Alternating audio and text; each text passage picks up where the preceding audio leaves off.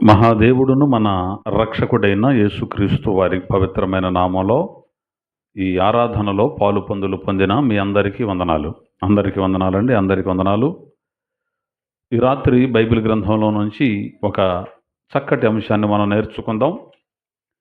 చెబుతున్న ఈ మాటలు విని గ్రహించి వాటి ప్రకారం మన జీవితాన్ని కట్టుకోవాలని మీకు అందరికీ మనవి చేస్తున్నాను. విని విడిచిపెట్టడం కాదు, కానీ విన్న దాని ప్రకారం జీవితాన్ని కట్టుకోవడానికి ప్రయత్నం చేద్దాం, పోరాడదాం. దేవునికి మహిమ కలుగునగాక. హల్లెలూయా. ఈ రాత్రి మనం నేర్చుకోబోయే ముఖ్యమైన అంశం ఏమిటంటే ఏది మేలు అనే అంశాన్ని నేర్చుకుందాం. మేలు అనే అంశంలో కొన్ని సంగతులు మనం బైబిల్లో నుంచి చూద్దాం. ఏది మేలు మన అంశం పేరేమిటి? ఏది మేలు. మేలేదో మనకు తెలియాలి, కీడేదో మనకు తెలియాలి. ఈ రెండింటిలో మేలును కీడుగా, కీడును మేలుగా భావించడం వల్ల మనం నష్టపోతాం. కనుక మేలేమిటి, కీడేమిటి, ఈ సంగతులు మనకు అవసరం. కాబట్టి ఏది మేలు అన్న విషయాన్ని బైబిల్లో నుంచి మనం చూద్దాం. ఇది మేలు అని తెలిసిన తర్వాత దానిని ఖచ్చితంగా మనం అనుసరించాలి. దేవునికి స్తోత్రం కలుగునుగాక. బైబిల్ గ్రంథంలో మూలవాక్యంగా అపోస్తలుడైన పౌలు తెస్సలోనికయులకు రాసిన మొదటి పత్రిక 5వ అధ్యాయం 15వ వచనం చదువుదాం. 187వ పేజీలో క్రొత్త నిబంధనలో చదువుతున్నారు. జాగ్రత్తగా విందాం. ఎవడును కీడునకు ప్రతి కీడు ఎవనికైనను చేయకుండా చూచుకొనుడి. మీరు ఒకని ఎడల ఒకడును మనుషులందరి ఎడలను ఎల్లప్పుడూ మేలైన దానిని అనుసరించి నడుచుకొనుడి. చాలండి. ఇక్కడ వ్రాయబడినటువంటి ఈ మాటను మనం ఒకసారి పరిశీలన చేద్దాం. ఎవడైనను లేకపోతే ఎవడును కీడునకు ప్రతి కీడు ఎవరికైనాను చెయ్యొద్దు అని చెబుతున్నాడు. మరి ఏం చేయాలి? మీరు ఒకని ఎడల ఒకడును మనుషులందరి ఎడలను ఎల్లప్పుడూ మేలైన దానిని అనుసరించి నడుచుకొనుడి అని చెబుతున్నాడు. క్రైస్తవులుగా పిలువబడుతున్న మనం, క్రీస్తు ప్రభువుని అంగీకరించిన మనం అందరం కూడా నేర్చుకోవలసినటువంటి పాఠం ఏమిటి అంటే కీడుకు ప్రతి కీడు ఎవరికి చెయ్యకూడదు. ఎవరైనా మనకు ఒక కీడు చేసినప్పుడు సహజంగా మనం ఏమంటామంటే, చూస్తా ఊరుకుంటావేంటి, ఇదిగో ఈ పాయింట్లో నీకు దొరుకుతాడు కనుక నువ్వు కూడా అతనికి ఈ కీడు చేయి. ఎందుకని? నీకు కీడు చేశాడు కాబట్టి, నీకు నష్టం చేశాడు కాబట్టి నువ్వు కూడా అతనికి నష్టం చేయి అనే సహజంగా అందరూ చెబుతారు. కానీ బైబిల్ చెబుతున్న మాట ఏమిటంటే కీడుకు ప్రతి కీడు ఎవరికి కూడా మనం చేయొద్దు. శత్రువుని మనం ఏం చేయాలంటే, అతడు దెబ్బ కొడితే తిరిగి ఒక దెబ్బ కొట్టాలా? కాదు, శత్రువుని ప్రేమించాలి. ఇది బైబిల్ బోధిస్తున్నటువంటిది. అదే పాత నిబంధన అయితే కంటికి కన్ను పంటికి పన్ను అని ఉంది. ఎవడైనా కాలు ఎరగొడితే ఆడు కాలు కూడా ఎరగొట్టేయాలి. ఎవడైనా నీ కన్ను బీగితే వాడు కన్ను, పన్ను బీగితే పన్ను. నీ ఎద్దును కనుక ఆడు చంపితే వాడు ఎద్దును తీసుకొచ్చి ఇటు కప్పచెప్పటం. అంటే ఎక్కడికక్కడికే సెటిల్మెంట్ అయిపోవాలి. కానీ క్రీస్తు ప్రభులు వారు స్థాపించిన క్రొత్త నిబంధన అలా చెప్పట్లేదు మనకి. కీడుకు ప్రతి కీడు ఎవరికి చేయొద్దు. ఎవడైనా నిన్ను కుడి చెంప మీద కొడితే వాడి గడని చెంప కూడా తిప్పు. ప్రేమ వల్ల జయించాలి తప్ప కక్ష వల్ల, పగ వల్ల మనం ఏమీ చేయలేము. కాబట్టి ఎవరైనా మనకు కీడు చేస్తే ప్రభువుని అంగీకరించిన మనం, క్రైస్తవులమైన మనం, వారికి ప్రతి కీడు చెయ్యకూడదు అని ఇక్కడ రాస్తూ చెబుతున్నాడు. తర్వాత మీరు ఒకని ఎడల ఒకడును అలాగే మనుషులందరి ఎడలను ఎల్లప్పుడూ మేలైన దానిని అనుసరించి నడుచుకొనుడి. మనం రక్షించబడిన మనం ఒకని ఎడల ఒకడు అలాగే మనుషులందరి ఎడల కూడా ఎల్లప్పుడూ మేలైన దానిని అనుసరించి నడవాలి అన్నాడు. మేలైన దాన్నే అనుసరించి నడవాలి. మనుషులందరి ఎడల మనం కూడా ఒకని ఎడల ఒకరు అంటే రక్షించబడిన ఈ గుంపే కాదు, రక్షించబడిన సంఘంలో వాళ్ళే కాదు, ఒకరికొకరు మేలైన దాన్ని చేసేది. మనుషులందరి ఎడల కూడా మనం మేలైన దానిని చేయాలి. అక్కడ అన్నాడు మేలైన దానిని అనుసరించి నడుచుకొనుడి అన్నాడు. నడుచుకొనుడి అని అక్కడ 3 అని అంకి వేసి ఫుట్నోట్లో వెంటాడుడి అన్నాడు. మేలైన దానిని ఏం చేయాలి? వెంటాడాలి. వెంటాడటం అంటే ఏమిటంటే మేలు ఎటైతే ఉందో అటు వెళ్ళిపోవడమే, దాని వెంట పోవడమే. నడుచుకొనుడి అంటే నడవడమే. ఎటు ఏది మేలైతే అటే నడవాలి, కీడైతే అటు నడవద్దు. అంతే కదా? మేలైన దానిని మనము వెంటాడాలి. అది క్రైస్తవులు నేర్చుకోవలసిన పాయింట్. మేలును ఎప్పుడు విడిచిపెట్టకూడదు, మేలును ఎప్పుడు కూడా మరిచిపోకూడదు, మేలును ఎప్పుడు కూడా వదిలిపెట్టకూడదు.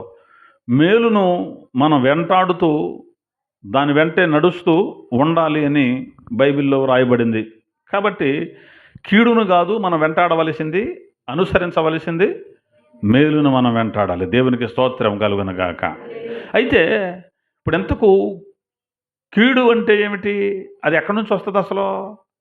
మత్తయి సువార్తలో 5వ అధ్యాయంలో ప్రభులు వారు చెబుతారు కీడు ఎక్కడి నుంచి పుడుతుంది, అసలు అది ఎలా వస్తుంది అనేది చూద్దాం. 5వ అధ్యాయం 37వ వచనం ఒకసారి చదవండి. మీ మాట అవునంటే అవును, కాదు అంటే కాదు అని ఉండవలెను. వీటికి మించున్నది దుష్టుని నుండి పుట్టున్నది. దుష్టుని నుండి అని అక్కడ అంకి వేసి దాన్ని ఫుట్నోట్లో రాస్తాడు, చూద్దాం. కీడు నుండి అన్నాడు. అంటే కీడు అంటే ఎక్కడి నుంచి పుడుతుంది? దుష్టుని నుంచి పుట్టేదే కీడు. దేవుని నుంచి అయితే మేలు పుడుతుంది, దుష్టుని నుంచి అయితే కీడు పుడుతుంది. ఇది బైబిల్ గ్రంథం మనతో మాట్లాడుతున్న మాట. కాబట్టి క్రైస్తవులంగా మనం నేర్చుకోవలసిన ప్రాముఖ్యమైన పాఠం, దేన్ని వెంటాడాలి? కీడుకి ప్రతి కీడు చేయకుండా మనం మేలుని వెంటాడాలి, అనుసరించాలి. మనం ఒకరికి ఒకరు మేలు చేసుకోవాలి. తర్వాత మనుషులందరికీ కూడా అదే మేలు చేస్తూ ఉండాలి తప్ప కీడు మాత్రం మనం చేయకూడదు. మేలుని మనము వెంటాడాలి అని బైబిల్ చెబుతోంది. కాబట్టి ఏది మేలో ఏది కీడో కాస్త వివేచించగలిగినటువంటి మనుషులంగా మనం ఉండటం దేవుని చిత్తం. ఎందుకంటే ఏది మేలో మనకు అర్థం కాల, చాలామందికి ఏది కీడో మనకు అర్థం కాల. ఇదే నాకు మేలు అనుకొని కీడుని వెంటాడుతున్నారు. ఇలా ఉంటే నాకు మేలు కలుగుతుంది అనుకొని దేవుణ్ణి విడిచిపెట్టి, దేవుని వాక్యాన్ని విడిచిపెట్టి, సత్యవాక్యాన్ని విడిచిపెట్టి, దేవుని యొక్క ఉద్దేశం ఏమిటో గ్రహింపులోనికి తెచ్చుకోకుండా, ఆ దేవుని యొక్క మాట కాస్త మనకు కఠినంగా అనిపించినప్పుడు ఏం చేస్తామంటే, ఇదేదో నాకు సరిలేదండి, ఇది నాకు మేలు కాదండి, నాకు అసలు ఇది కాదు మేలు, ఇంకొకటి ఏదో మేలు అనుకొని కీడును వెంటాడుతున్నారు కొంతమంది. కాబట్టి మేలును విడిచిపెడితే నష్టపోతాం, మేలును కనుక దూరం చేసుకుంటే నష్టపోతాం. ఏది మేలో ఏది కీడో కనీస అవగాహన లేకపోతే అలా నడుస్తూ ఉండగా బ్రేక్ పడుద్ది. ఎక్కడో ఏదో ఒక సమయంలో మనకు కొన్ని సమస్యలు ఎదురవుతాయి. తిప్పుకోలేనటువంటి పరిస్థితులు కొన్నిసార్లు మనకు రావచ్చు. కానీ ఏ సమస్య అయినా రానే, ఎలాంటి ఇబ్బందులన్నా రానే, మనం గనక కీడును వెంటాడకుండా మేలును వెంటాడే లిస్టులో ఉంటే ధన్యులమైపోతాం. పేతురు భక్తుడు అందుకని అంటాడు, మనం కీడు చేసి శ్రమపడుట కంటే మేలు చేసి శ్రమపడుటయే మంచిది. అర్థమవుతుందా? శ్రమ ఎలాగో వస్తుంది, దాన్ని మనం ఆపలేం. కానీ పడే శ్రమ ఏదో కీడు చేసి శ్రమ పడితే ఉపయోగం ఏముంది? కానీ మేలు చేసి శ్రమ పడితే అది మంచిది అని బైబిల్ చెబుతోంది. కాబట్టి ఎక్కడో కీడులో పడిపోకుండా, దుష్టుని యందు పడిపోకుండా, సాతాను చేతిలో చిక్కుకోక మునిపే మనం దేవుని చేతిలో ఉండగలిగితే ఎంత మేలు. కాబట్టి ఏది మేలో ఏది కీడో ఒక అవగాహన మనము కలిగి ఉండాలి. ఇది మాత్రం నేర్చుకోవాలి. ఏదో తాత్కాలికంగా ఈ మాటలు మనం తీసుకోకూడదు. ఏదో పిల్లలకి ఏదో మాట చెబితే వినిపించుకున్నట్టుగా వెళ్ళిపోతున్నారు చూడు, అలా మనం ఉండకూడదు. కానీ ఇవి యేసయ్య మాటలను గుర్తుపట్టి బైబిల్లో దేవుడు మనకు మేలు జరగాలని ఆశించి చెబుతున్నాడు అని గ్రహింపులోనికి తెచ్చుకోవాలని మనవి చేస్తూ ఉన్నాను. కాబట్టి మనము మేలు చెయ్యాలి. యాకోబు పత్రికలో ఒక మాట అంటాడు, చూద్దాం. 4వ అధ్యాయం 17వ వచనంలో, యాకోబు పత్రిక 4వ అధ్యాయం 17వ వాక్యంలో ఒక మాట ఉంటుంది. కాబట్టి మేలైనది చేయనెరిగియు అలాగు చేయని వానికి పాపము కలుగును అని రాయబడింది. అర్థమైందా? కాబట్టి మేలైనది చేయనెరిగియు అలాగూ చేయని వానికి పాపము కలుగును. కాబట్టి ఏది మేలో ఏది కీడో మనకు అర్థమైన తర్వాత మనం ఏం చేయాలి? మేలే చేయాలి. ఇప్పుడు ఈ విషయంలో వీళ్ళకి మనం మేలు చేయాలి అని మనం ఎరిగినప్పుడు వాళ్ళకేం చేయాలి? ఆ మేలు చేయాలి. అలా తెలిసి కూడా మనం ఆ మేలు చేయకపోతే పాపం వచ్చేస్తుంది, పాపం కలుగుద్ది మనకి. కాబట్టి స్నేహితుడు మేలును కోరి గాయం చేస్తాడు అని కూడా ఉంది. అంటే ఒక వ్యక్తికి మనం మేలు చేయాలి అనుకున్నప్పుడు అవసరమైతే గాయమైనా చేయాలి. ఇది అతను మనం ప్రేమించినప్పుడు, నిజంగా ప్రేమించిన వాడు గాయం చేస్తాడు. దారి తప్పుతున్నటువంటి వ్యక్తిని దారిలో పెట్టడానికి గాయం చేస్తేనే, లేకపోతే మేలులోనికి రాడు. గాయం చేయటం అంటే ఏంటి? అవసరమైతే ఎంత మాట అయినా అనైనా సరే, అంటే ఏంటి? అతడు నొచ్చుకున్నా పర్వాలా, కానీ దాని నుంచి బయటికి రావాలి, అక్కడ నుంచి యువతలకు రావాలి అని నిజం చెప్పడానికి ఏమాత్రం సంకోచించకూడదు. ఎందుకోసం అంటే అతనిని మనం ప్రేమిస్తున్నాము కాబట్టి, వెళుతున్న దారి సరైంది కాదు కాబట్టి, దాని నుంచి యువతలకు తీసుకురావాలి కాబట్టి గాయం కూడా చేయాలి. ఏమేమని అనుకుంటాడేమో, ఈ మాట చెబితే బాధపడతాడేమో, అయితే ఇబ్బంది పడతాడేమో, ఇలా మనం అంటే బాగోదేమోలే, మనకెందుకు వచ్చిందిలేండి, ఎవరి ధరంలో బాగున్నావా అంటే బాగున్నావంటే పోలా అంటాడు ఒక్కొక్కడు. కానీ అది కాదు. అతను నిజంగా నువ్వు రక్షించుకోవాలనుకున్నప్పుడు, అతను నువ్వు నిజంగా కావాలనుకున్నప్పుడు మేలు కోరిన వాడు గాయం చేస్తాడు. కానీ ఇది మేలు అని తెలిసి కూడా అది మనం చేయకపోతే పాపమే, మనకు పాపం కలుగుద్ది. కాబట్టి తీయటి మాటలేవో 4 చెప్పి, మంచి మంచి మాటలు చెప్పి, నీకేంటండి నెంబర్ 1 అబ్బా, అసలు నువ్వు ఏది చేసినా సూపర్ అండి అంటున్నాడు అనుకో, అని నమ్మొద్దు. ఇదిగో ఈ లోపం ఉంది, ఇది సరి చేసుకుంటే బాగుంటుందేమోనండి అని మనతో ఎవరైనా చెబుతున్నప్పుడు కాస్త మనకు బాధ అనిపిస్తుంది. అయినా కానీ అది మనకు మేలుకరమైన మాట. మనం అలా ఎరిగి కూడా ఎదుటి వారి లోపాన్ని చూపించలేనప్పుడు, వారికి అది చెప్పలేనప్పుడు, వాళ్ళు బాధపడితే బాధపడవచ్చు వాళ్ళ రేపు, లేదా కొంతకాలం బాధపడవచ్చు, తర్వాత అర్థమవుద్ది. ఒకవేళ నేను అదే రూట్లో ఉన్నట్టయితే నేను ఎంత నష్టపోయేవాడినో, కానీ ఇప్పుడు ఆ మాట వల్లే నేను దేవుల్లో ఉండగలిగాను అని రేపు సంతోషపడతాడు. అలా చెప్పగలిగి కూడా చెప్పలేకపోవడమే పాపం. కాబట్టి మేలు అనేటువంటి దానిని మనము అనుసరించి నడవాలి అన్నాడు. అంటే నడవాలి అంటే దానిని వెంటాడాలి అని వ్రాయబడింది. మేలు ఎక్కడుంటే అక్కడికే వెళ్ళిపోవటమే, మనం దాన్ని వెంటాడాల్సిందే, దాని దగ్గరికి వెళ్ళిపోవలసిందే. కానీ మేలు అంటే చాలా మేలులు ఉన్నాయి బైబిల్లో, దేవుడు చేసిన మేలులు. కానీ కొన్ని మాత్రమే నేను చెబుతాను. అసలు మేలు అంటే ఏమిటి అనేటువంటి ఒక గ్రహింపు మనకు రావాలి కాబట్టి ఒక మాట చెబుతాను. దాన్ని బట్టి మనం ఓహో ఇది మేలు, ఇది కీడు అని ఒక గ్రహింపులోనికి రావడం కోసం ఈ రోజున ఒక సంగతిని మీకు చెబుతాను. జాగ్రత్తగా ఆ విషయాలు గమనిద్దాం. ఏది మంచిది, ఏది మంచిది కాదు, అంటే ఏది మేలు, ఏది కీడో మనం తెలుసుకుందాం.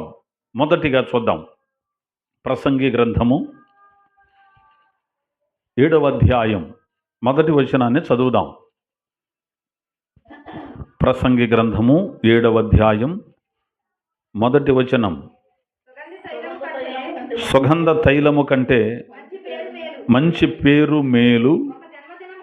అమ్మా, ఒక జన్మ, అది ఒకని జన్మ. ఒక జన్మ అంటే ఇంకో జన్మ కూడా వద్దామని అర్థం వెళ్ళిపోద్ది కాబట్టి నేను అలా అడిగాను. ఒకని జన్మదినము కంటే మరణ దినమే మేలు. విందు జరుగుచున్న ఇంటికి పోవుట కంటే, ప్రాక్ దీర్ఘం ఇచ్చాడా, ప్రలాపించుచున్న ఇంటికి పోవుట మేలు. అంటే ప్రాలాపం వేరు, ప్రలాపం వేరు. కాబట్టి అడిగాను. మొత్తం మీద ఇక్కడ బైబిల్ గ్రంథంలో ఏం రాశాడు అంటే, సుగంధ తైలము కంటే మంచి పేరు మేలు అన్నాడు ప్రారంభంలో. సుగంధ తైలము కంటే మంచి పేరు మేలు అన్నాడు. సుగంధ తైలం అంటే, సుగంధము అంటే, సుగంధం అంటే సు అంటే మంచి అని అర్థం. సు అంటారు, సు అంటే మంచిది. సువార్త అంటే మంచి సమాచారం. సుశీల అంటే మంచి శీలవతి, అర్థమవుతుందా? సుకన్య మంచి కన్య. అలాగే సుగంధము అన్నాడు అంటే మంచి గంధం, అంటే వాసన వస్తుంది అనమాట. మంచి సెంటు, ఒక ముక్కలో చెప్పాలంటే సెంటు వాసన ఎవరికైనా బాగుంటుంది. సెంటు వాసనకు ఆపోజిట్ అయితే బాగోదు. కాబట్టి సుగంధ తైలము అన్నాడు. ఎంత అద్భుతంగా ఉంటుందో, ఎంత చక్కటి వాసన వస్తుందో. ఎవడైనా ఆ సుగంధ తైలాన్ని కాస్త ఒంటికి రాసుకొని, లేకపోతే తన వస్త్రాలకు రాసుకునేది అయితే వస్త్రాలకు రాసుకొని మన మధ్యలోకి వచ్చి కూర్చోడానికి భలే ఉందండి, మంచి వాసన అంటాం కదా. సుగంధ తైలం మంచి బాగుంటుంది. అలా కాకుండా స్నానం చేయకుండా చెమట పట్టిన బట్టలతో ఒళ్ళంతా చెమట పట్టి బట్టలన్నీ తడిసిపోయి ఒకసారి చెమటకి ఆరి మళ్ళీ తడిసి వచ్చి పక్కన కూర్చున్నాడు అనుకోండి, అప్పుడు ఏ గంధం అది? దుర్గంధం అంటారు దాన్ని. మొత్తం మీద గంధమే, గంధం అయితే అదే, కానీ ఏ గంధం? దుర్గంధము అంటారు. అర్థమవుతుందా? సెంటు రాసుకొని వస్తేనేమో సుగంధము, వస్తే అశుద్ధం తొక్కొచ్చేయడానికి మన మధ్యలోనికి దుర్గంధం. ఈ రెండింటి మధ్య చాలా తేడా ఉంది కదా. కాబట్టి సుగంధ తైలం మంచిదే, కాదంటానికి వీల్లేదు. కానీ సుగంధ తైలము కంటే కూడా మంచి పేరు మేలు. దేవునికి స్తోత్రం కలుగునగాక. అంటే సుగంధ తైలమే బా మంచిదండి అనుకుంటాం కదా, సూపర్ అనుకుంటాం కదా. పెద్ద పెద్ద మహారాజులు రాసుకుంటారండి సుగంధ తైలం, మనకెక్కడ దొరుకుద్దండి అంటారు కదా. అంటే వెనకటి రోజుల్లో ఏదైనా ఆ పువ్వుల్లో ఉన్న మకరందాలన్నీ తీసి ఒక సుగంధాన్ని తయారు చేస్తే దాన్ని మహారాజులే దాన్ని కొనేది, సామాన్యుడు దాని జోలికి పోవడం. అంటే సుగంధ తైలం పూసుకోగలిగాడు ఒంటికంటే ఎంత గొప్ప.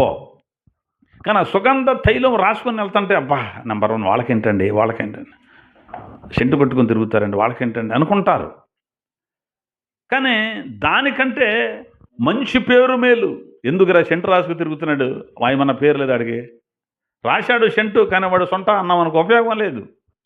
కాబట్టి దానికంటే మేలు ఏంటిది? అది మంచి పేరు కావాలి. దానికోసం మనం ప్రయత్నం చేయాలి. అదే మేలు, మంచి పేరు సంపాదించుకోవటమే మేలు. అంతే తప్ప ఎవడేది అనుకుంటే నాకెందుకండి, నేను మాత్రం అక్రమంగానే నడుస్తాను అని అక్రమంగా నడిచావనుకో అది మంచి పేరు కాదు. లేదు, నువ్వు క్రమంలో ఉంటే లోకం అక్రమంతో ఉండి నీ మీద నిందలు మోపుతుందనుకో అది లోకం మోపుతున్న నిందే, కానీ నువ్వు క్రమంలోనే ఉన్నావు కాబట్టి నువ్వు మంచివాడవని దేవుడు గుర్తుపడతాడు చాలు. కాబట్టి దేవుని దృష్టికి మనం మంచివారం అనిపించుకోవాలి, అది లెక్క. మంచివాడు అనిపించుకోవాలి, లేకపోతే మంచి పేరు మనం సంపాదించుకోవాలి అనుకుంటే మనుషులు చెప్పినట్టుగా ఇదంటే అలక బాధేమో ఇదంటే ఈలక బాధేమో అని ఏమి అనకుండా అందరికీ మంచివాడిని అనిపించుకుందామని ఒకవేళ మనం ప్రయత్నం చేసామనుకో అది అసంభవం. అందరూ మంచివాడని ఎవరిని అనరు, నువ్వు మంచివాడు అని అందరూ అనరు, కొందరే. ఎప్పుడైనా సరే ఎవరినైనా సరే యేసు ప్రభు ఎంత ప్రేమమయుడు, మంచివాడు అన్నారు అందరూ.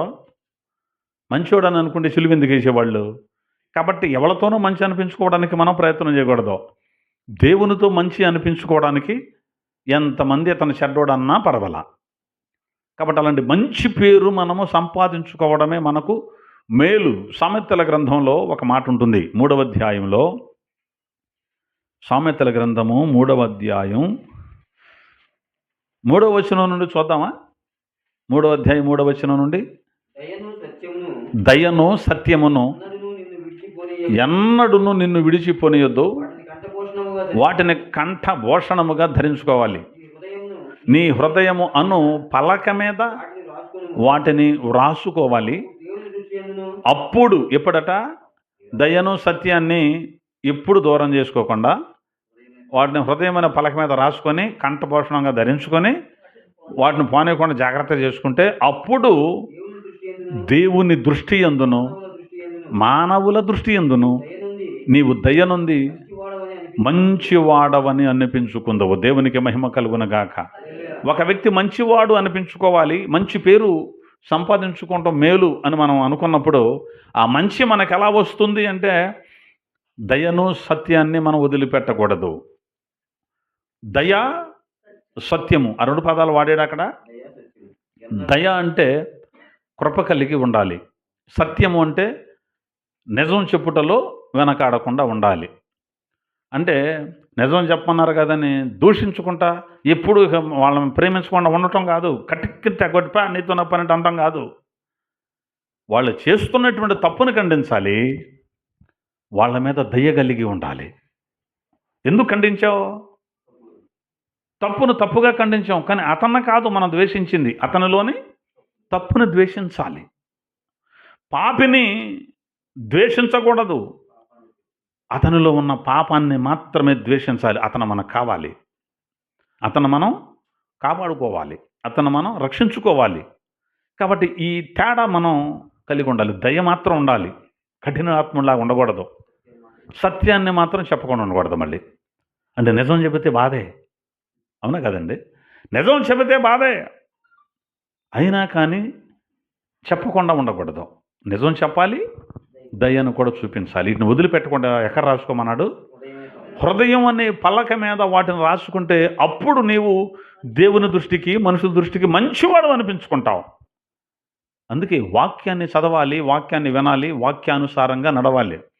బైబిల్ ఎక్కడ మనల్ని ఖండిస్తుందో అదే విషయంలో మనం కూడా ఆ పాపాన్ని ఖండిస్తూనే ఉండాలి. బైబిల్ ఎక్కడైతే మనలను దయతో చూస్తుందో అదే విషయం మనం కూడా అనేకుల పట్ల దయ కలిగి ఉండాలి. ఈ రెండూ కూడా ఉండాలి. అది యేసుక్రీస్తు ప్రభు యొక్క లక్షణం. అది దేవునికి స్తోత్రం కలుగును గాక. అందుకే కృప సత్య సంపూర్ణుడిగా ఆయన మన మధ్య నివసించెను అని రాయబడింది. వాక్యమై ఉన్న దేవుడట శరీరధారి అయి కృప సత్య సంపూర్ణుడిగా మన మధ్య నివసించాడు. కృప అంటే దయ,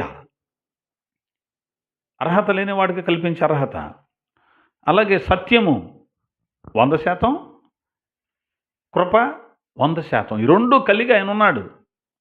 ఆయన అనేకులకు వాక్యం చెబుతూ వాళ్ళ మీద కనికరపడ్డాడు, వాళ్ళకి సత్యాన్ని బోధించాడు, వాస్తవాన్ని చెబుతూ వెళ్ళాడు, ప్రేమించాడు, వాళ్ళ మీద జాలి కలిగి దయ కలిగి వాళ్ళని బాగు చేశాడు, వాళ్ళ మీద దయ చూపించి వారికి రొట్టెలు పంచాడు.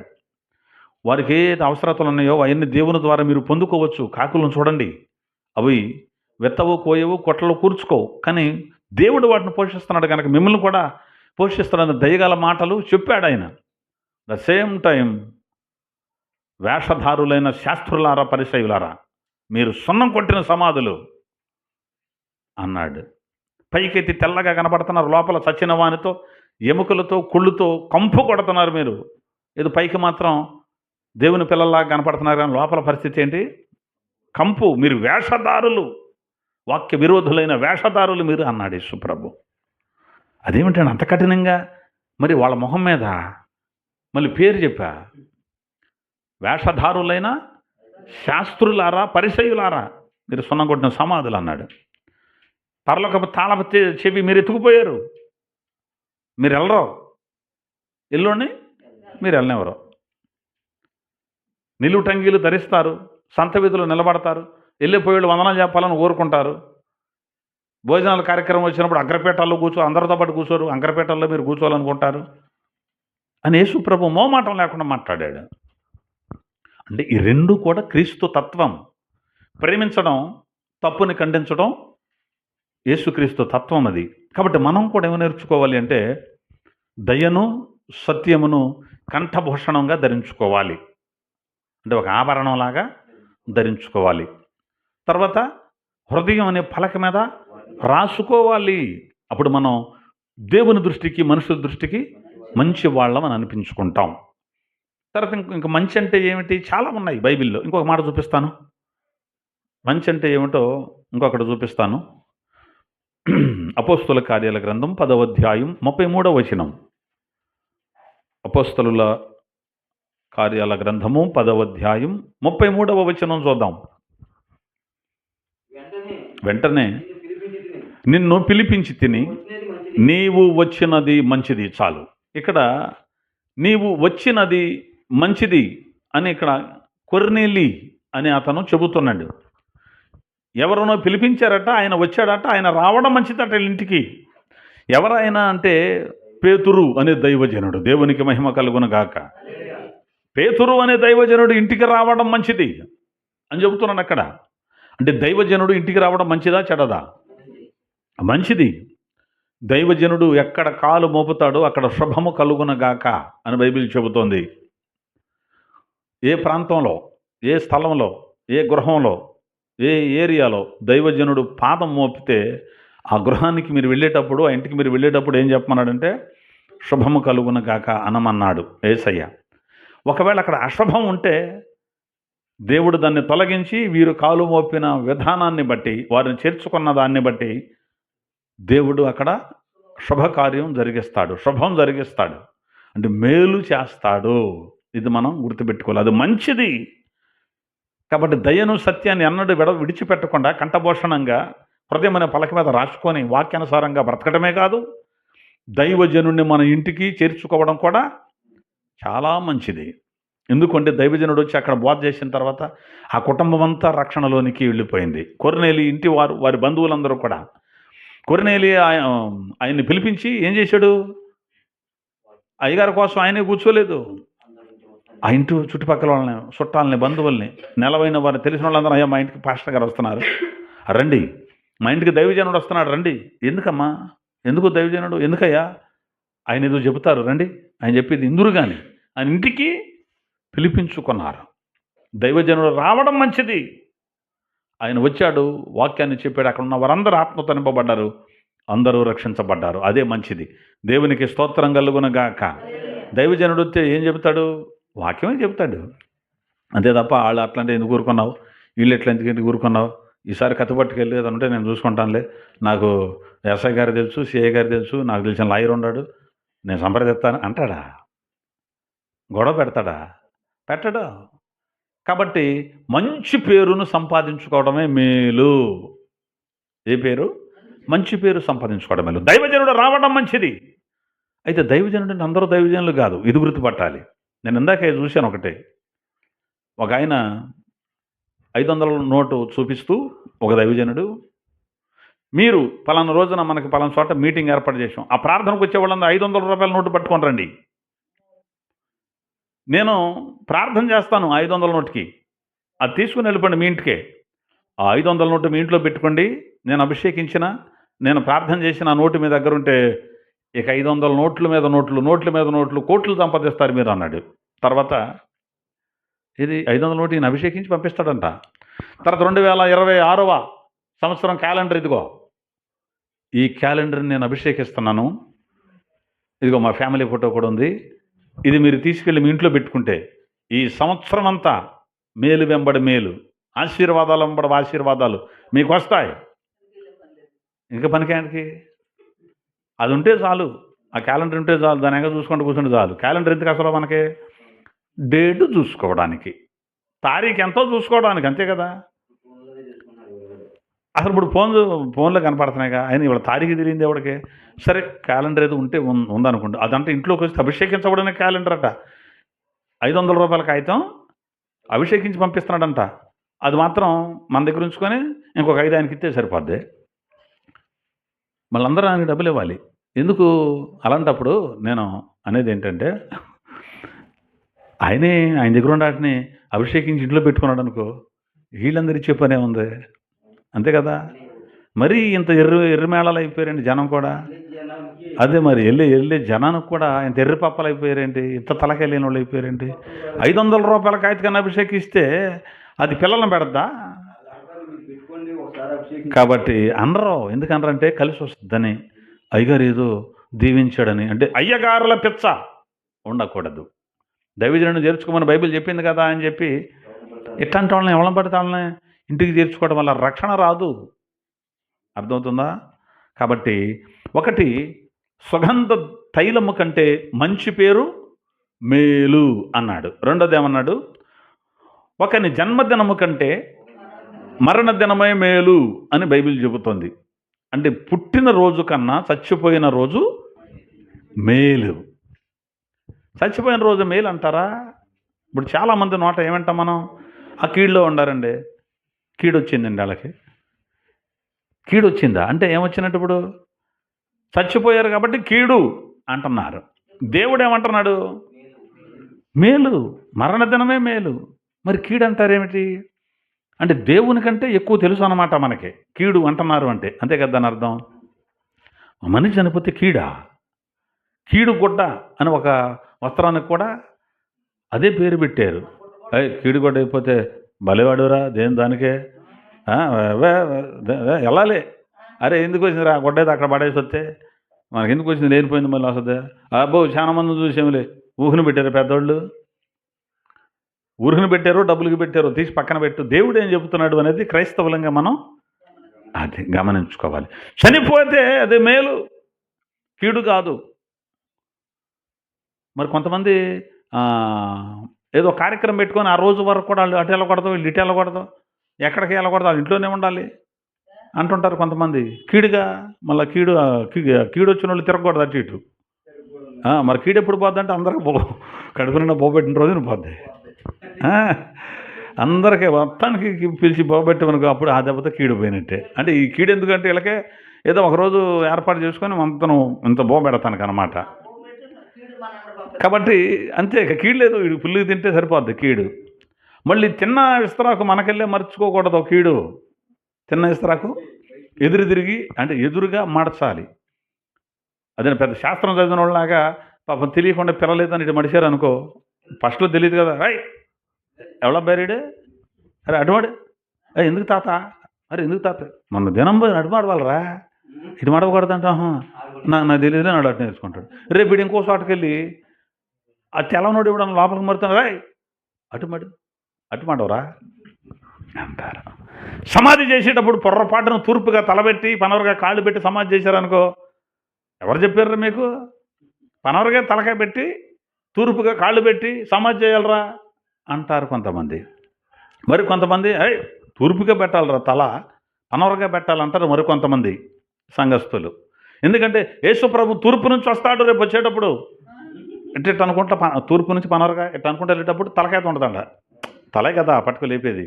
ఎట్టంటే ఆ తల లేచి నిలబడతారు చచ్చిపోయిన సమాధుల వాళ్ళంతా. ఒకవేళ పొరపాటున కాళ్ళు తూర్పుగా పెట్టి తల పనవరుగా పెట్టామనుకో, ఇట్టట్లు లేపుకుండా వెళ్ళేటప్పుడు తలకే కిందకి కాళ్ళు పైకి వస్తారా. కాబట్టి మనం అట్లా చేయకూడదు. వాళ్ళతో కూడా నేను మాట్లాడాను, కొన్ని వాక్యాలతో డిబేట్ జరిగాయి. అర్థమవుతుందా? అంటే చచ్చిన వాడు ఎటుపాతి పెడితే ఏమవుద్దో మరి. అంటే తలకాయ కింద కాళ్ళు పైకి ఉంటే మళ్ళీ ఇక్కడ తర్వాత అటు మగ్గేసి లేచి ఉంచోలేడా? ఆయన వచ్చేటప్పుడు ఎట్టట్టు అనుకుంటూ వస్తాడా? ఎవరు చెప్పారు ఆయన ఎట్టట్లా లేపుకుంటూ వస్తాడని? అలాగా లేచేది బైబిల్ అలా చెబుతోందా? కాబట్టి ఇవన్నీ కూడా అదనమాట. అంటే తీసుకెళ్ళేటప్పుడు కూడా మీరు గమనించండి, చచ్చిపోయాడు ఒక మనిషి భుజం మీద పెట్టుకు తీసుకెళ్ళేటప్పుడు కాళ్ళేమో ఆ ఊరు బయటికి, తలకాయ ఏమో ఈ ఊరికి ఉండి, అంటే వెళ్ళిపోయేటప్పుడు ఊరేమనకు ఉండాలంట, ఏమో ఊరెదరో చూసుకుంటూ వెళ్ళిపోవాలి ఈ శవం. ఒకవేళ తల కనుక అటుపెట్టి కాళ్ళు కనుక ఊరికి వెళ్ళి పెట్టామనుకో, తీసుకెళ్ళేటప్పుడు ఊరు చూసుకుంటూ వెళ్తుందంట శవం. శవం ఎక్కడ చూస్తుందో నాకు అర్థం కాల. శవం కూడా ఊరు చూస్తుందంట. చూసద్దా? శవం చూస్తే ఇప్పుడు అక్కన్నట్టు గోతులు ఎట్ట పెడతారా చూసుకొని తీసుకెళ్ళి, ఆడు చచ్చిపోయాడు, నువ్వు ఎటు పెట్టి తీసుకెళ్తేనేమైంది? జంపరా, కింద దింప, అల్లేపో, అదింపో, అల్లేపో, మళ్ళీ దింపో, ఎత్తుకో. ఎందుకు అంటే 3 సార్లు ఊపటం. ఎందుకంటే ఒకవేళ ఊపిరి ఉంటే ఇట్టట్ట అన్నప్పటికీ లెగుతాడేమోనని.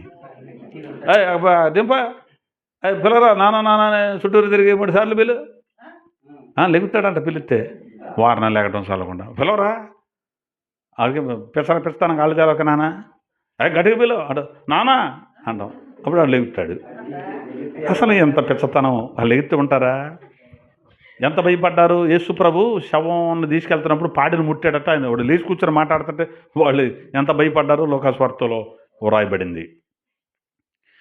కాబట్టి మరణ దినము మేలు. అయితే ఆ మేలు అనేటువంటిది మనం పొందుకోవాలి అంటే చనిపోవటం మేలే. కానీ ఎలా ఉండి చనిపోవటం మేలు? యేసు ప్రభువులో ఉండి వాక్యానుసారంగా బ్రతికి రక్షణను అనుభవిస్తూ రక్షణను పొందుకొని చచ్చిపోతే మేలు. ఒకవేళ రక్షించబడకుండా ఇట్లాగే ఈ పిచ్చ పనులన్నీ చేసుకుంటూ ఒకవేళ లోకాన్ని కనుక వదిలిపెట్టిపోతే అది కీడే. అడు బతుకుండా కీడే, చచ్చిపోయినా కీడే. అర్థమవుతుందా? కాబట్టి అలా ఏది మేలు ఏది కీడు అనేది మనం కనిపెట్టాలి. దేవుడిది మేలు అని చెబుతున్నప్పుడు సాతాను ఏమంటాడు? కీడు అంటాడు. దేవుడిది కీడు అనడానికి సాతాను అంటే పర్లేదు ఇది మేలే అంటాడు. అదే గుర్తుపట్టాలి. అంటే వాక్యానికి విరోధంగా మరొక స్వరం వినబడుతుంది అంటే అది సాతాను స్వరం. బైబిల్ చెప్పింది చనిపోయిన దినము మేలు అని ఒక మాట చూపిస్తాను, చూద్దాం. ఇదే ప్రసంగి గ్రంథంలో 6వ అధ్యాయం 3వ వచనం. 6వ అధ్యాయం 3వ వచనం. ఒకడు 100 మంది పిల్లలను ఒకడు 100 మంది పిల్లలను కని కానీ ఎంతమందిని కన్నాడట? ఒకళ్ళు 100 మందిని కానీ దీర్ఘాయుష్మంతుడై బా దేవుడు ఎంతకాలం టైం ఇచ్చాడో అంతకాలం దీర్ఘాయుష్మంతుడై కాలము జీవించినను చిరకాలము జీవించినను అతడు సుఖానుభవం నెరుగకయు తగిన రీతిని సమాధి చేయబడకయు నుండిన ఎడల వాని గతి కంటే పడిపోయిన పిండము యొక్క గతి మేలని నేను అనుకొనుచున్నాను అన్నాడు. ఒకడంట 100 మంది పిల్లవాళ్ళని కానీ దేవుడిచ్చిన జీవితం అనుభవించి, అంటే దీర్ఘాయుష్ అనుభవించి, ఏ సుఖం లేకుండా ఏ సంతోషం లేకుండా ఒకవాడు పోతే, రెండోది తగిన రీతిని సమాధి చేయబడకుండా ఉంటే వాడి గతి కంటే పిండపు దశ, అంటే కడుపులో అబార్షన్ అయిపోయిందండి అంటారు చూడు, ఆ అబార్షన్ అయి కింద పడిపోయిన పిండం గతే మేలట. అదే మేలు. అంటే మరి 100 సంవత్సరాలు లేకపోతే 200 సంవత్సరాలు బతికి 100 మంది పిల్లల కన్నా అదేమీ మేలు కాదంట, అదేం కీడే. అంటే తగిన రీతిని సమాధి చేయబడాలి, లేకపోతే అది కీడే అని చెబుతున్నాడు. తగిన రీతిని సమాధి చేయబడటం అంటే ఏంటి? తగిన రీతిని సమాధి చేయటం అంటే ఇప్పుడు మనం అనుకున్నట్టు ఉత్తరంగా దక్షిణంగా తలకాయలు పెట్టాలా, తూర్పు పనవరకు పెట్టాలా, దిడిదిప్పు తీసుకెళ్లాలా, ఇది కాదు తగిన రీతిని సమాధి చేయడం అంటే. తగిన రీతిలో సమాధి అంటే మన వాళ్ళు ఏమనుకున్నారంటే ఇదే అనుకున్నారు. రెండవది బంధువులు స్నేహితులు అందరూ వచ్చి, చాలామంది జనం వచ్చి, వచ్చిన వాళ్ళల్లా ఒక దండ తెచ్చి, వచ్చిన వాళ్ళల్లా పువ్వులు పట్టుకొచ్చి, వచ్చిన వాళ్ళల్లా అక్కడ చూసి తన గురించి గొప్పగా చెప్పి, ఇక వాళ్ళు తీసుకెళ్తే తనకు అవకాశం లేదు, రావాల్సిన ఉన్నారని చెప్పి ఒక 2 రోజులు ఆపి, ఆ తర్వాత మంచి గంభీరంగా ఊరేగింపుతో బ్యాండ్ పెట్టి ఘనంగా తీసుకెళ్ళి సమాధి చేసి, తర్వాత ఆ సమాధిని పాలరాయితో కట్టి, తర్వాత పైన రేకులు స్లాబో వేసి, తర్వాత 3వ రోజున 3 బేషన్లు లేరు, ఇంకెక్కువ పట్టుకెళ్ళి కూడా పలారం అంటున్నాడు ఒకడు. 3వ రోజున అంటే 3 బేషన్లు పలారమే పట్టుకెళ్ళాలంట, అంటే మరమరాలు అక్కడ తింటాడని. తర్వాత మరి 15వ రోజు మీరు అన్నట్టు 12, 11 పెట్టుకుంటారు కదా, మరి అప్పుడు అన్ని బేషన్లు పట్టుకెళ్ళాలి కావాలి. ఇవన్నీ తీసుకెళ్ళి సొట్టదాగా అలవాటు ఉందరా చచ్చిపోయినానికని ఒక ప్యాకెట్ అక్కడ పడేసి, అది ముందు అలవాటు ఉందరంటే ఒక సీసా దాంట్లో వేసేసి, ఇది తగిన రీతి సమాధి అనుకుంటారు. ఇంతమందితో వెళ్ళి చేస్తే సొట్ల అలవాటు ఉందనో ప్యాకెట్ సమాధులు వేసావు, ఎక్కడో సమాధి చేసేసావు. ఆ రాత్రిపూట ఆ సమాధిలోంచి ఆ చచ్చిపోయిన లేచి వచ్చి ఆ ప్యాకెట్ చింపుకొని ఒక సొట్ట తీసుకొని దాని మీద కూర్చొని కాలుతున్నాడు అనుకో, అప్పుడే నోటి లేవనుకో, ఉంటావా? కాలుతాడు అసలు. సొట్లు అంటే ఇష్టం రా అని సొట్ట ప్యాకెట్ వేస్తున్నాడు అక్కడ, ఇష్టం రా అని అదే వేస్తున్నాడు. ఇదే తగిన రీతి సమాధి అనుకుంటున్నారు. అంటే 100 మంది కలిసి సమాధి కాడకెళ్ళి 100 మంది కలిసి వస్తే అది భలే సమాధి కార్యక్రమం జరిగింది, చాలా గంభీరంగా జరిగింది. ఎలా జరిగిందండి సమాధి కార్యక్రమం? అబ్బో ఈయన జరిగినట్టు ఊర్లో ఎవరికి జరగలేదండి. అసలు ఎంతమంది అన్నా ఇసుక అయితే రాలేదు. ఏమైంది మరి? నెత్తి మీదే ఉంది అంతేగా. ఇసుక పైకి ఇసిరేసాం, అది కింద పడతల్లా. ఎందుకు? అసలు ఖాళీ లేదు, తలకాయ ఉన్నాయన్నమాట. అంటే అంతమంది జనం వచ్చారంటే తగిన రీతిలో సమాధి అండి. అది కాదు తగిన రీతిలో సమాధి అంటే. ఒకవేళ అంతమంది వచ్చి బ్రహ్మాండంగా సమాధి చేసిందే తగిన రీతి సమాధి అంటే, లాజర్ అనేటువంటి వాడు చచ్చిపోయాడు, సమాధి చేసినట్టు బైబిల్లో లేదు, కానీ అతడు పరదేశంలో ఉన్నాడు. ధనవంతుడు చచ్చిపోయాడు, సమాధి చేయబడిను అన్నాడు. ఎంతమంది అయ్యగారులు వచ్చి వాక్యాలు కోటాలు పెట్టుంటారు అక్కడ, కానీ పాతాళంలో యాతన పడుతున్నాడు. మరి లాజర్ను సమాధి చేయడానికి ఎవరెళ్ళి ఉంటారు? అసలు సమాధి లేదేం లేదు. ఆయనకి ఏంటంటే ఆయనకున్న రోగం కురుపులు కదా, పురుగులు ఉంటాయి కదా, ఆయన అక్కడే పడి ఉంటే కుక్కలు వచ్చి నాగుతుండే అని రాసుంది. బతుకున్నప్పుడే కుక్కలు నాగుతున్నాయి, చచ్చిపోయిన తర్వాత లాక్కుపోయానేమో అని నా అభిప్రాయం. సమాధి చేసినట్టు లేదు. సరే, కుక్కలు తినేసినాయో లేకపోతే ఏదైపోయిందో, అతను ఎక్కడున్నాడు? అబ్రహాము రొమ్మున పరదేశంలో ఉన్నాడు.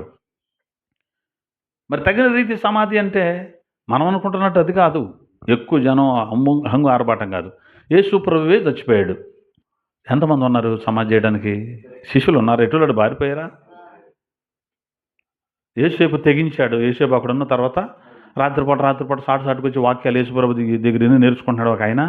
ఏదో పగలొత్తి అందరూ చూస్తారేమో అనుకుని రాత్రిపూట వచ్చి వాక్యాలు నెలకొండేవాడు నికోదేమని ఒక ఆయన ఈయనే.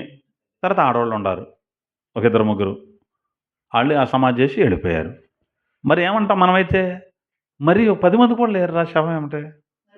మరి అట్టయితే మరి ఈ సాగు మంచి సాగు కాదండి, అది సరైన సాగు కాదండి. కొట్టి చంపారు యేసుప్రభుని. ఇప్పుడు ఏ సాగు అంటారు మన వాళ్ళైతే? అక్కడే పడి ఉండి ఆ కురుపులతో ఉండి రోగంతో క్షీణించి చచ్చిపోయాడు లాజరు. ఏ సావు అంటారు మనల్లో? చిచ్చి, కుక్క సాగు చచ్చిపోయాడండి అంటారు. అర్థమవుతుందా? కుక్క సాగు మంచి సాగు అంటే పోయిన దాన్ని బట్టి నువ్వు నిర్ణయించొద్దు, బ్రతికిన బ్రతుకును బట్టి నిర్ణయించాలి. వాక్యం కోసం బ్రతికాడా? లోకం కోసం బ్రతికాడా? దేవుని యొక్క వాక్యానుసారంగా బ్రతికి తుంపులు అయిపోయినా పర్వాలా. అపోస్తలులు ఒక యోహాను తప్ప, ఆయన మరణం ఎలాంటిదో ఎవరికి తెలియదు, ఆయన తప్ప మిగిలిన వాళ్ళు హతసాక్షులు అయిపోయారు, చంపబడ్డారు, నరకబడ్డారు, కొయ్యబడ్డారు, కాల్చబడ్డారు. మరేంటి వాళ్ళ పరిస్థితి? అది మంచి సాగు కదా. తగిన రీతిని సమాధి చేయాలి అన్నాడు. అసలు సమాధి చేసే అవకాశం ఉంటే కాల్ చేశారు కొంతమందిని.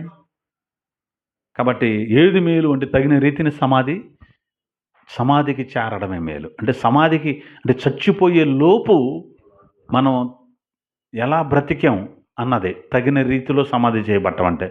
అడ్డగోలుగా బ్రతికి ఇష్టం వచ్చినట్టుగా బ్రతికి చచ్చిపోయి సమాధి చేయబడకూడదు. సరైన రీతిలో బ్రతికి వాక్యానుసారంగా బ్రతికి దేవుడు చెప్పినట్టుగా బ్రతికి సమాధికి చేరడమే తగిన రీతిలో సమాధి చేయబడడం. దేవునికి మహిమ కలుగునగాక. కాబట్టి మరణ దినము మేలు. ఎప్పుడైతే ప్రభువును అంగీకరించి క్రీస్తులో ఉండి క్రీస్తు నందుండి మృతులైతే అది మేలు. యెహోవా భక్తుల మరణము ఆయన దృష్టికి విలువ గలది. మరణము విలువ గలది. కీడు అంటాడేంటి? వాళ్ళు కొంతమంది అంటున్నారంటే నిజంగా అయి ఉండొచ్చు కూడా. ఎందుకంటే యేసుప్రభువు నిరిగి సత్యగా అసత్య సావేదో వాక్య ప్రకారం బ్రతకలేదు కాబట్టి కీడే అది. ఆ రకంగా అనుకోవటం మరి అంతే కదా. వాక్యం ప్రకారం బ్రతకలేదు, యెహోవా దేవునికి భక్తుడు అవ్వలేదు, మారు మనసు పొందలేదు, బాప్తిస్మం పొందలేదు, ఇష్టం వచ్చినట్టుగా బ్రతికి ఇష్టం వచ్చినట్టుగా తిని ఇష్టం వచ్చినట్టుగా తాగి ఇష్టం వచ్చినట్టుగా సలాయించి చచ్చిపోయాడు. అది మరి కీడే ఆడికి. అది ఇక్కడ పోతాడు పాతాళానికి.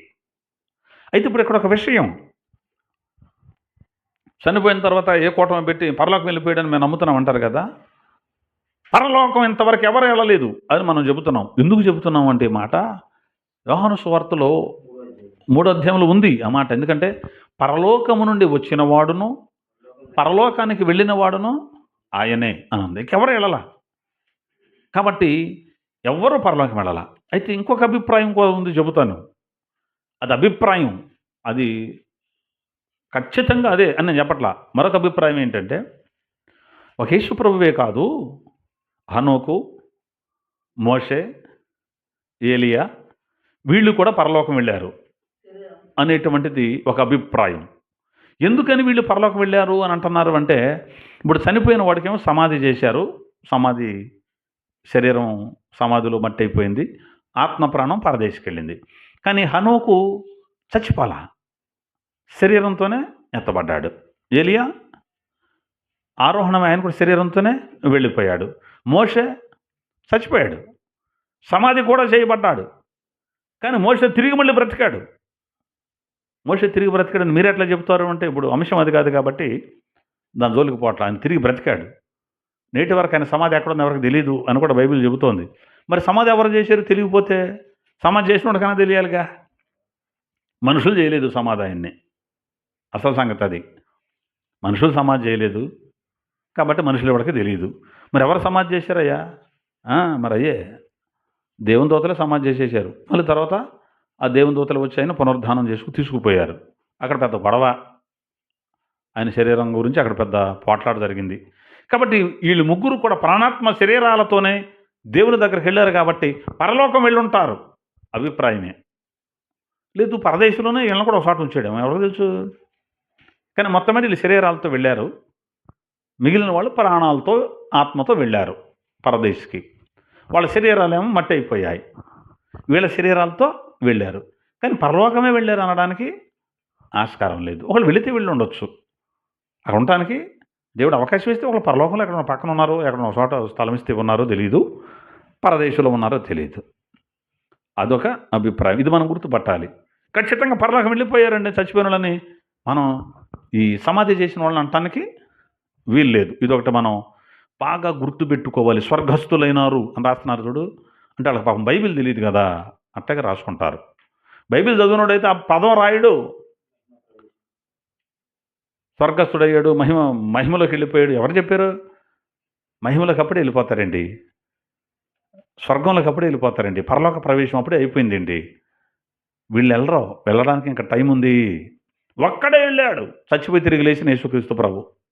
ప్రస్తుతం ఆయన ఒకడే పరలోకం వెళ్ళాడు.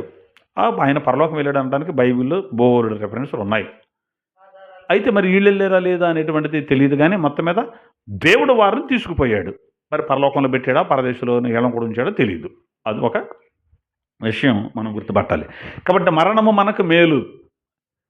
అయితే మరణము మేలు అవ్వాలి అంటే బ్రతికుండగానే చచ్చిపోవాలి. పాపముల విషయమై చచ్చిపోతే అది మేలవుద్ది ఆ మరణం. పాపముల విషయమై ఒక వ్యక్తి చనిపోవాలి అంటే బాప్తిసం పొంది, ఒక వ్యక్తి బాప్తిసం పొంది సంఘంలో చేర్చబడితే ఆ వ్యక్తి పాపముల విషయమై చచ్చిపోయాడు. ఆ వ్యక్తి ఒకవేళ ఈ శరీరాన్ని ప్రాణాత్మ విడిచిపెట్టిన తర్వాత ఆ వ్యక్తికి ఆ మరణం మేలే. పుట్టడం మామూలే, ఎవరైనా పుడతారు ఆయన పంపిస్తే. కానీ చనిపోయేలోపు మన జీవితం మన చేతుల్లోనే ఉంది.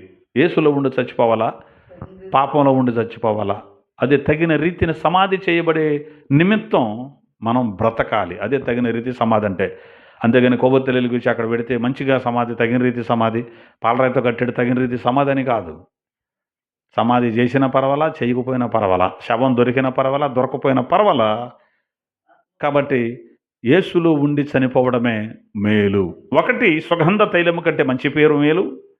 రెండవది, ఒకని జన్మదినము కంటే మరణదినమే మేలు. మూడవది, ప్రలాపించు ఇంటికి వెళ్ళుట మేలు. అంటే విందు జరుగుతున్న ఇంటికి పోవుట కంటే ప్రలాపించుచున్న వారి ఇంటికి పోవుట మేలు. ప్రలాపించటం అంటే ఏంటి? ఏడుస్తుంటారు. ఏదో సమస్య వచ్చింది ఏడుస్తుంటారు, లేదా ఇంట్లో ఎవరో చచ్చిపోయారు ఏడుస్తుంటారు. ఆ ఇంటికి వెళ్ళటం మేలు. అక్కడికి వెళ్తే ఏడుతున్నారు, అక్కడ గోళ నందిదిరా, మనం అక్కడ కాదు, ఇక్కడైతే పెళ్లి జరుగుతుంది, భోజనానికి వెళ్దాం. విందుకి వెళ్దాం, మరి అక్కడికి బంధు వద్దు, ఎందుకంటే ఏడుతున్నారు అక్కడ. వెళ్ళవలసింది ఎక్కడికై అంటే ప్రలాపించుతున్న ఇంటికి వెళ్ళాలి. విందు జరుగుతున్న ఇంటికి తర్వాత వెళ్తే అది మానే. అక్కడికి వెళ్ళి ఎక్కడికి రాకూడదు, ఎక్కడికి వెళ్ళి అక్కడికి రాకూడదు అనుకో, రాకూడదు అన్నప్పుడు మానే ఇక అక్కడికి వెళ్ళటం, అంతేనా? కానీ ముఖ్యమేది ఏడుస్తున్న వారి ఇంటికి వెళ్ళడం మేలు. నాకు మేలు కావాలనుకుంటే ఖచ్చితంగా చనిపోయిన వారింటికి వెళ్ళాలి, వాళ్ళని ఓదార్చాలి, లేకపోతే వాళ్ళకి అండగా ధైర్యంగా నిలబడాలి. అంతే తప్ప పెళ్లి చేసుకొని మంచి భోజనాలు ఏర్పాటు చేస్తే అక్కడికి నువ్వు వెళ్ళినా ఒకటే, వెళ్ళకపోయినా ఒకటే. కానీ నేను చెబుతున్నాను, కొత్తగా ఇల్లు కట్టుకున్నామండి, వాళ్ళు చచ్చిపోయారు, వాళ్ళ ఇంటికి మేము వెళ్ళకూడదండి. ఇల్లు కట్టుకున్నాక మేము వెళ్ళకూడదు. యేసుప్రభు అన్నాడు, ఇల్లు కడితే చచ్చిపోయిన ఇంటికి వెళ్ళొద్దని ఎక్కడ అన్నాడా? వాళ్ళ ఇంటికి వెళ్ళటం మేలు. కొత్తగా ఇల్లు కడితే ఇంట్లో మేము వెళ్ళమండి, అక్కడికి వెళ్ళకూడదు అంటండి. అయిన వాళ్ళు చచ్చిపోయినా వెళ్ళరు కొంతమంది.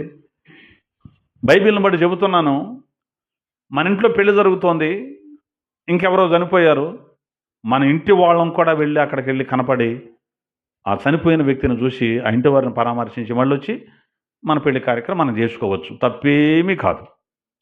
దేవునికి మహిమ కలుగునగాక. ఏ తప్పు లేదు. వెళ్ళకూడదంటండి, పెళ్ళి అయ్యి ఇంకా నెల కూడా అవ్వలేదంట, అందుకనే వీళ్ళు సావులకి వెళ్ళకూడదంట, గృహప్రవేశం ఉందంట వెళ్ళకూడదంట. ఒక ఆయన కనపడ్డాడు నాకు, అయ్యారు నమస్తే అండి అన్నాడు. నమస్తే. అయ్యా మొన్న మీ తాలూకు ఒక ఆయన చనిపోయారు కదా, మరి అయిపోయిందా కార్యక్రమం అవన్నీ? అయ్యా నేను వెళ్ళలేదు కండి అయ్యారు అన్నాడు. ఎక్కడికి వెళ్ళలేదు? చనిపోయినప్పుడు వెళ్ళలేదు అయ్యారు. ఎందుకని? ఇల్లు కడుతున్నాగా, మీకు తెలుసుగా, ఇక వచ్చింది అది కూడా ఓపెనింగ్కి దగ్గరికి వచ్చింది, ఇక రంగులు వేస్తున్నారు అయ్యారు. చచ్చిపోతే వెళ్ళకూడదంటే వెళ్ళకూడదంటండి, అందుకని నేను వెళ్ళలేదు అన్నాడు. వారం తిరగలేదు, కడుపులో ఇది కడగడం అంటుంది, రంగులేసి వాళ్ళు వేస్తున్నారు ఇల్లు అయ్యి.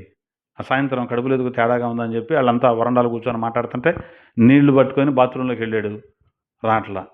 ఈయన బాత్రూంకి వెళ్ళి నీళ్ళు చూడలా, ఏడు అనుకున్నారట, కనపట్ల. తర్వాత వీళ్ళకి ఏదో బాత్రూంకి వీళ్ళు వెళ్ళాలి చూసి తలుపు తీస్తే అక్కడే వెళ్ళిపోయాడు. అక్కడికి వెళ్ళకూడదు దగ్గర, ఇక్కడికి వెళ్ళకూడదు, నువ్వు కట్టుకున్నావు, నువ్వే వెళ్ళలేదుగా ఇంట్లోకి. అర్థమవుతుందా? కాబట్టి అవన్నీ మనం పట్టించుకోకూడదు. అదే ఒకవేళ స్వామింటికి వెళ్ళి చచ్చిపోయినడితే ఇంట్లోకి వెళ్ళకుండా, అదిగో వెళ్ళొద్దు అన్న కొందుకు వెళ్ళాడు, అందుకే చచ్చిపోయాడు. మరి ఇప్పుడు ఆ ఇంటికి వాస్తు లేదండి, ఇంటికి వాస్తు లేదండి, అందుకే ఆ ఇంట్లో ఉంటే మనం కలిసి రావట్లేదండి అంటారు. అన్ని వాస్తులు చూపించుకున్న ఇంట్లో కూడా కలిసి రాదు. ఎందుకు కలిసి వస్తుంది పని చేయకుండా?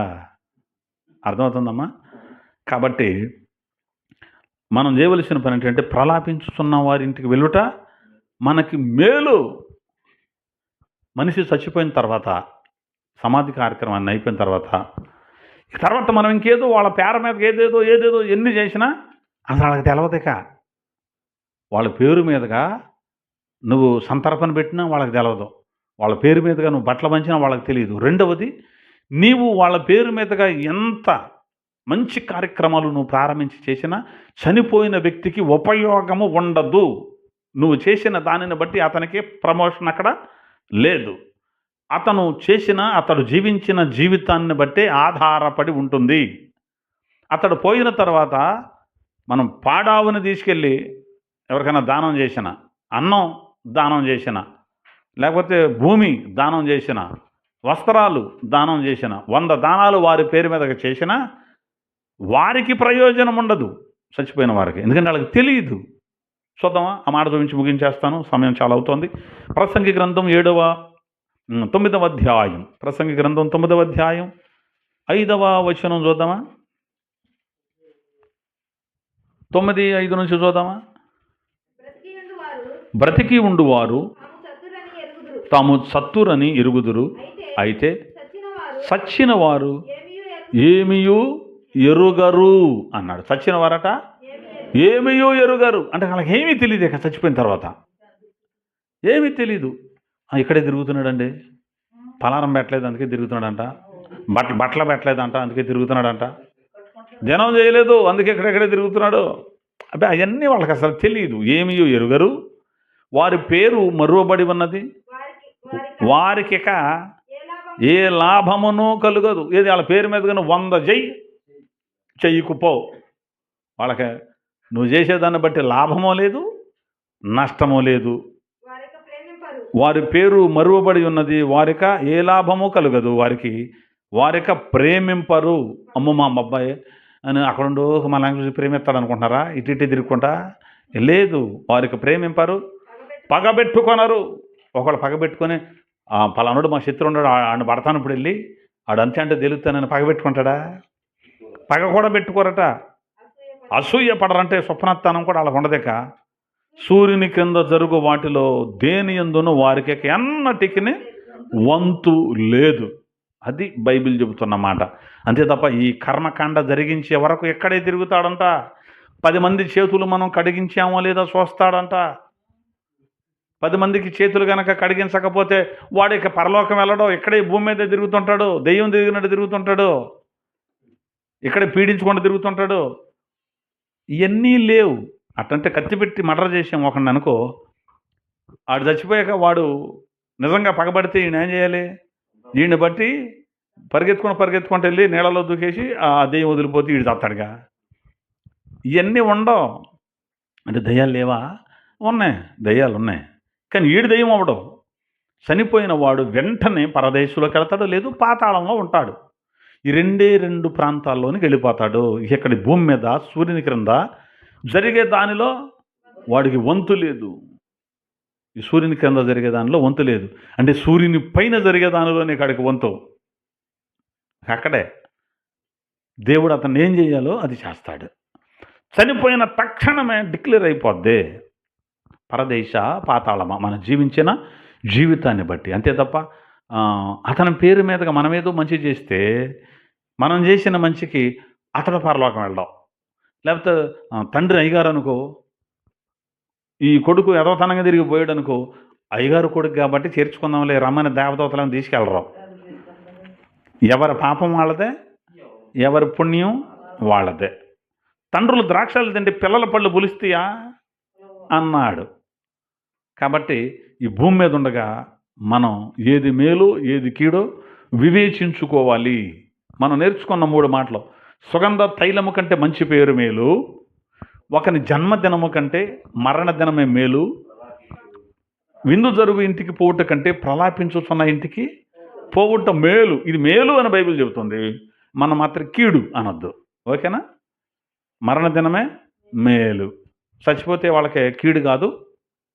వాళ్ళకి కీడు వచ్చిందని మనం ఏం అనవసరం లేదు. చచ్చిపోవటం ఏం కీడేం కాదు, అది సహజంగా జరిగేదే. ఓకేనా? కాబట్టి ఇలాంటి మేలును మనము అనుసరించాలి, వెంటాడాలి. ఏది మేలో అదే చేయాలి. ఇంకా చాలా రకాల మేలులు దేవుడు మన కోసం దాచి ఉంచాడు. వాటన్నిటిని కూడా మనం అనుభవించుదము గాక. కళ్ళు మూసుకుంటే ప్రార్థన చేస్తాను.